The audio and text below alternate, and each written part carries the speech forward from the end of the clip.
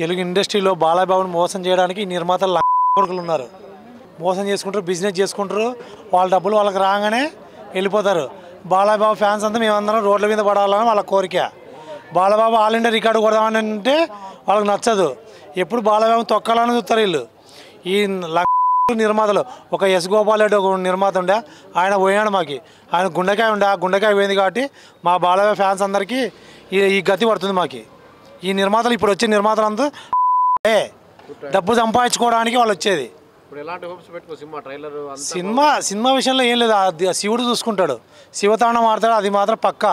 రికార్డుల గురించి మేము ఎప్పుడు చెప్పడం అవసరం లేదు, ఆటోమేటిక్ కొడతాం. మేము చాలా ఎక్స్ప్రెషన్ వచ్చాము.